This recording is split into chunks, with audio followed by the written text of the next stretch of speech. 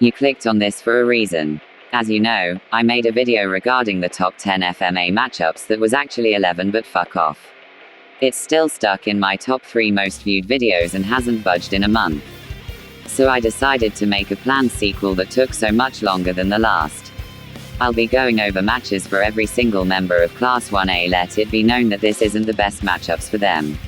These are opinions and I didn't exactly get that well across in the last video. For example, there are people who will try and find actual matches for everyone in the class. I'm just gonna be lazy and make this half-shit post. And nobody can stop me. And for the order, I'll be going over it in the order of the seating plan, excluding the teachers and the big 3 who you should know from context. Alright, time to start this video now. Aizawa versus this one person from Undertale. I forgot their name already, don't judge me. Why this, you might ask? My friend recommended it and it's apparently fair and thematic, so yeah. Okay, next, I don't care. Mina versus Xenomorph from Alien. They have acid. Leave me alone please, I just needed an excuse to use the thumbnail. Asui versus Alex Jones. Because I can. Fight me. Tenuida versus a train. Both are blue speedsters, part of a team of heroes and are very close allies, friends to the main protagonist. Both also have their super speed thanks to a unique attribute in Compound V and Engine Quirk. And both unintentionally question the real ideologies of what it means to be a hero as they willingly go up against a villain who is hell-bent on making their society a better place by getting rid of two-faced heroes. This is a pretty cool matchup, but it's an unfortunate stomp for Ida. To my surprise, the guy scales to large town feats caused by other members weaker than him, which is dope because I easily prefer Ida over a train. Uraraka versus Cat from Gravity Rush.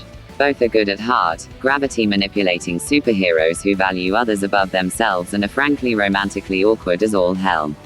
Both primarily fight with kicks and hurling debris at their enemies and are both naturally airheaded outside of combat. I honestly don't know who wins, but I've heard cat stomps, so sure, let's go with that. I honestly don't know anymore. Ojiro versus Sun Wukong from Ruby.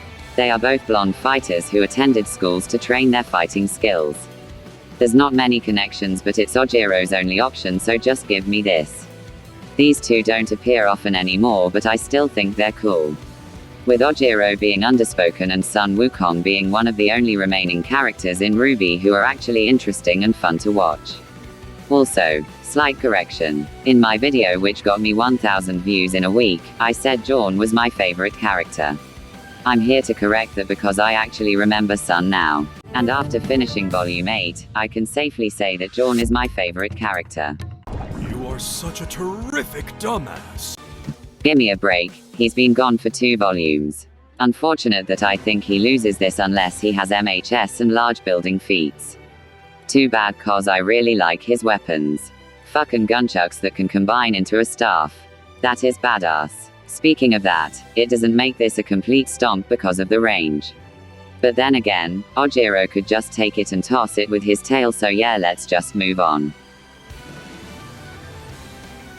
Kaminari versus Pichu. 2 beloved electricity users that hurt themselves with their own insane powers. I'm probably missing something, but who cares? I sure don't. I'm gonna take a risky guess and say the My Hero character scales above the baby Pokemon. Fucking shocker there. Get it? Shocker. Cause they use shocks. Yeah, I'm sorry. Kirishima versus Greed from Fullmetal Alchemist. They have hard skin. Seriously, Kirishima has nothing else. He's like Roy Mustang without the connections. I don't know or care who wins. I guess I would go with Greed since his skin is more unbreakable than Kirishima's. Sure, Kirishima's got a mode literally called Unbreakable, but it's way less short, so Greed for the win. Also, I think he has the app advantage too, so Kirishima is pretty fucked. You see why I used Ban in the FMA video now? Yeah, cause this is his only decent opponent. Alright, next. Tis the Deep. Superheroes who can talk to animals. I'm guessing Coda wins this since Deep is pretty much just peak human who's good at funny swim. And I'll be honest and say I really don't give a shit about either of them. Next. Sato versus Captain Diabetes. Superheroes invoked with sweets based off of sugar products. I don't really know who wins, but I'll take a shot in the dark and say Sato since he's the one I know. Or maybe I'm wrong and South Park has stupid shit cause I've heard insane shit for the new kid. But hey, what do I know? I can't even remember my favorite RWBY character, so why would my opinion matter? Because we all know that for you to have a valid opinion, you need to remember your favorite RWBY character. That's a scientific fact. Shoji versus Octodad. They're octopus-like creatures that use clothing to disguise a part of them, with Shoji's mask and Octodad's suit. So I have a fun fact. I can't just skip and say this is a stomp because, to my surprise, it's not. This match is actually kinda fair, with Octodad and Shoji sharing the same durability and speed. Shoji does quite outclass him in strength, but with Octodad's maneuverability, it would be difficult to actually land a hit. And even then, Octodad's durability is stronger than Shoji's app. But Octodad can't really hit him that hard. So it's kind of a stalemate unless you turn it into an endurance battle. Then Octo loses fairly simply. Oh well, at least I stretched out the runtime. Jiro versus Lucio. They are both heroic characters who fought against villains as a profession despite having a love for music because they wanted to help the world. Their love for music was incorporated into their sound-based fighting styles, and they are mostly support characters. I believe Lucio is faster and more experienced and skilled, but Jiro should take range, durability and app. I'm pretty sure Jiro is smarter, but with Lucio's speed, maneuverability and skill, he's probably got enough to take it. If you disagree with that, since you think Lucio can't damage her, not only does some of his moves defy gravity, but it's also not like Jiro would be quick enough to spot and catch him. Plus, Lucio has had far more experience fighting tanky characters. No idea why, but I low-key kinda like this matchup. Zero versus Phil Swift. They are famous tape users. I'm not gonna spend long on this since we know the Chadley Phil Swift stomps into oblivion with his multiversal calcs of soaring boats and slamming tape onto a water-filled glass container. He also has immeasurable speed and can absorb all damage taken by complementing the damage he has taken. Poor Zero never stood a chance. Tokoyami versus Shikamaru. Okay, I know plenty of you expected Tokoyami versus Filia, but I didn't go for that for two reasons. Number 1. I couldn't be bothered to find the connections. Yes, I'm that lazy, and no, I am not sorry. And number 2, this came with connections, so I did it instead. Connections are two students within their academies trained to become their world's government warriors who are able to manipulate their shadows through their world's natural power source of quirks and chakra. Their power increases or decreases depending on the time, and both are connected to animals in a way with Tokoyami's design and Shikamaru's clan. I do quite like this matchup. It's very interesting and close if you believe so. I guess I would root Tokoyami cause I have no idea who the fuck Shish Kebab is. Yes, that is an error, and no, I am not fixing it. Hagakure versus Translucent. They are invisible superheroes. I don't know, this girl has absolutely nothing to work with. I guess she wins too, so fuck it. Next. Moneta versus a trash can. No need to explain, it's pretty self-explanatory on the result. Bin stomps everyone, including Goku, so don't you dare get salty. Y'all know if you do, the bin comes for you. Yaoyorozu versus Tenten. Two young ladies from similar anime franchises, with similar abilities of summoning or materializing different weapons and/or items while in combat. Both also have a strong intelligence and focus on strategy more than offense. This is Yaoyorozu's best opponent, and there's no competition about it. Too bad I do not give a flying fuck about it. Let's take a wild guess and say the Naruto character scale above the My Hero one. If I'm wrong, then fuck me, I guess. I guess Tenten wins, despite being a little less smart. But that's really all Yaoyorozu has over her. If I'm wrong, then damn it. Alright. Finished with the students. Well, except for the big ones. Okay, so have you been here the whole time and remember the foreshadowing earlier? I mentioned the big three of the class. And if you've watched the show, have narrowed it down, or are actually paying attention, you would know the three. So let's begin. Starting off with Todoroki. I chose Todoroki versus Weiss. I did consider Todoroki versus Neji, shout out to Omni, but I reconsidered because I have no idea who he is other than Hinata's brother or something. The connections between Todoroki and Weiss are two heirs of wealthy families, where their abusive father married their way into the family in order to fulfill their motives. This same father also indirectly gave them scars. Both combatants have white hair, ice abilities, are considered prodigies, and are at the top of their class in terms of performance and skill. I do quite like this match. It's supposedly fair depending on what you believe for Todoroki, it's decently thematic and has a lot of potential. I won't get into the potential it has, but it has a lot. Stat-wise, Weiss has more versatility and better options to counter Todoroki's fire and ice. But it's a big shift when it comes to power, as Todoroki has scaled half a stadium with just one attack and has melted through Tetsu's steel. I'm not sure on durability, but with speed, movement belongs to Weiss and reactions belong to Todoroki. I would have to side with Todoroki since Weiss doesn't have enough experience with her other dust to really stand a chance of taking Todoroki out before he does the opposite. Alright, let's move on.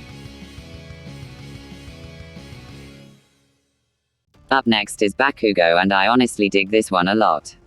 I did Bakugo vs Shinra. Two hot-headed teenagers who enroll in a special facility in hopes of becoming a great hero and are in competition with others who also want to rise to the same heroic status. They develop their pyrotechnics at a young age, which are deemed special by the standards of their society. However, while Bakugo was praised for being gifted, Shinra was mocked and called a devil for most of his life. They both ironically have villainous motifs and have been sought after by the villains of their verse who want to change society somehow. They both also have had access to powers that further boosted their abilities and linked them with other users of said power, and eventually learned the truth about One For All and Leonard's burns on Shinra's past respectively. Both of their fighting styles involve quickly flying around and blasting their opponents with pyro shit, and they're both known for being clever in battle. They've also had experiences with fighting altered zombie-like humans. So the connections are very good and solid. This is also pretty close. You have got to be taking the piss. Well, now I'm void of a conversation because Shinra is now apparently a god-tier character. Fuck this.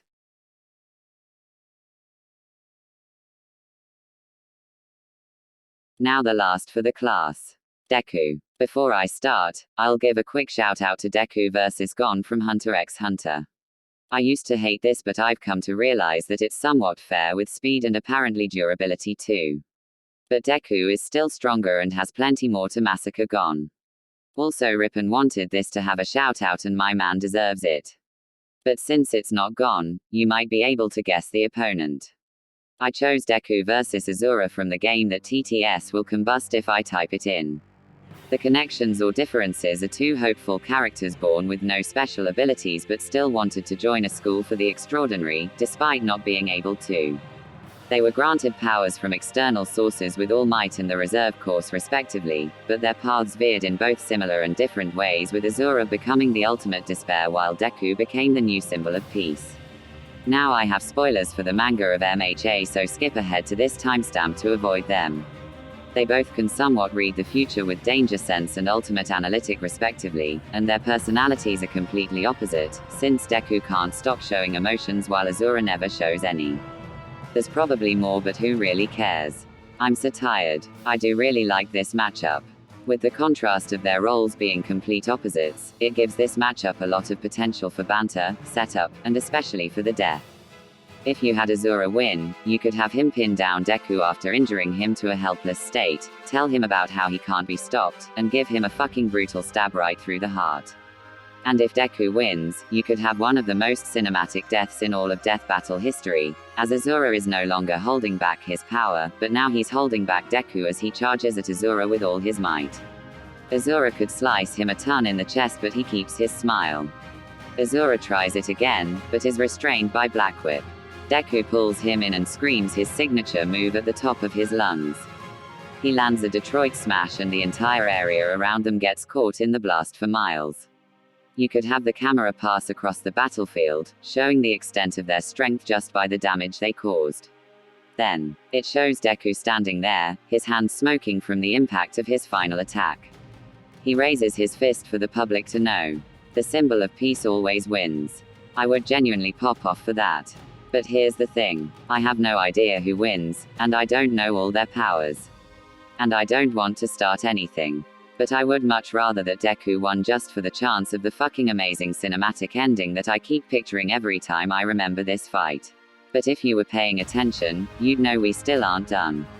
We still got 6 more to do in the form of the teachers. So let's hurry up with those. First off, the joke matchups. We got Present Mike versus the Screaming Cowboy. They scream so loud that people fear their very presence. Legend has it, that one day, they teamed up and burst all the eardrums of everyone. Until a savior came down and gave everyone noise-cancelling headphones. The onslaught stopped, and everyone cheered. They defeated the Screamers. And to be clear, y'all fucking know Mike gets absolutely obliterated. Screaming Cowboy is mountain level. Midnight versus Lofi Girl. They put you to sleep. That's it, you can leave me alone. The Lofi hip-hop radio is genuinely epic. Have Lofi Girl win, sure. Yeah, I didn't realize that those were the only 2 joke matchups for the teachers. Huh, okay, serious ones now. Ectoplasm versus Duplicator from Power Rangers. This isn't a joke, but it's literally the only match Rippin' and I had.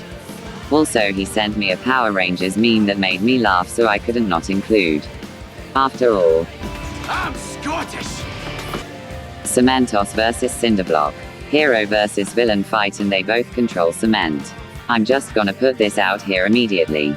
Cementos is a fucking beefcake. Dude got multi-city block feats for strength and durability. Thing is, Cinderblock blitzes, so what the fuck is up with this shit? I'll go with Cementos since Cinderblock can't really do shit to the guy. Time to kill a Marvel character. I chose All Might versus Captain America. Don't get me wrong, this is a bit of a shitstorm. But it's kinda thematic and I'm trying not to be cringe. Actually, now that I think about it, I've been so cringe during this episode. Who cares? Went too far now. 2 well-respected and popular heroes that represent America in one way, with Cap's outfit and All Might's attacks respectively. They are the symbol among the slew of superheroes that cover their country, and remain as the most liked and recognizable in their respective universes. So yeah, this is a thing. I like it, I won't stop liking it, don't kill me for it. Moving on to the last one. Now it's the last one. This has taken longer than I had hoped and I want to sleep. But it's a good thing I chose to end on possibly my favorite matchup on this list. The last match for the homeroom teacher is Aizawa versus Crow. Now, I've had a few different options here for Aizawa, but most of them I disliked. Kakashi causes me eternal suffering, Snape is funny but I hate it at the same time, and Ozpin is way less thematic and just kind of unoriginal. So that's one reason I went with it. The next is because this is the only one I properly knew. I barely know Naruto, I've only read 2 Harry Potter books, and I just don't care about Ozpin. Oscar is cool though, he's fine. Dope character to add. Anyway, connections. 2 crude and pessimistic teachers with little concern for mannerisms as said teachers. They are edgy and mysterious while also giving off cool vibes. They also have quite uncommon and unconventional powers. I do like this a lot. Not in my top 10, but no MHA matches because most of them quite frankly suck. Especially Deku's matches, he gets bombarded against every shonen in history. But to be fair, this is top 15. Don't know where, but it's definitely in there. I think this match could be interesting to see. It's got a shit ton of potential for funny moments, but not just for banter. The expressions could really work for both.